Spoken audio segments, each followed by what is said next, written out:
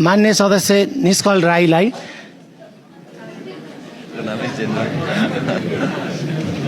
2 मिनेटभित्र आफ्नो भनाइ राख्नुहोस्।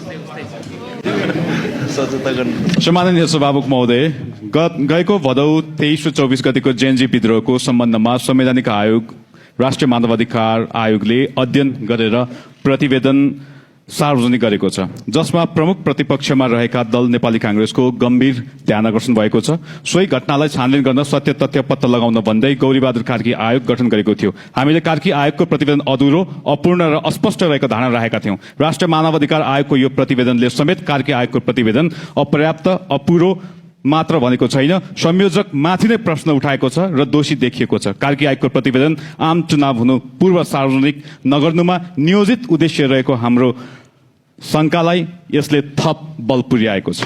जेएनजी आन्दोलनको प्रारम्भिक चरण संविधान प्रदत्त अभिव्यक्तको स्वतन्त्रता, शान्तिपूर्ण विरोध र सुशासनको मागसँग सम्बन्धित रहे पनि त्यसपछि आन्दोलनका नाममा योजनाबद्ध हिंसात्मक घुसपेट भएको, सरकारी र निजी सम्पत्तिमाथि ध्वंस मचाइएको, आगजनी, हत्या, लुटपाट र अराजक गतिविधि भएको र ती गतिविधिमा संलग्न भएको आशंकामा राज्यका जिम्मेवार व्यक्ति तथा सत्तामा रहनुभएका सांसदहरूलाई समेत थप अनुसन्धान गरी कारवाही गर्नुपर्ने तथ्य प्रतिवेदनमा औल्याइएको छ। सभामुख महोदय, भदौ 24 गते जेएनजी प्रदर्शनको क्रममा हालका सत्तारूढ दलका सभापति नक्खु कारागारबाट भागेपछि 28 वटा कारागार र 9 वटा सुरक्षा गृहमा व्यापक तोडफोड भयो।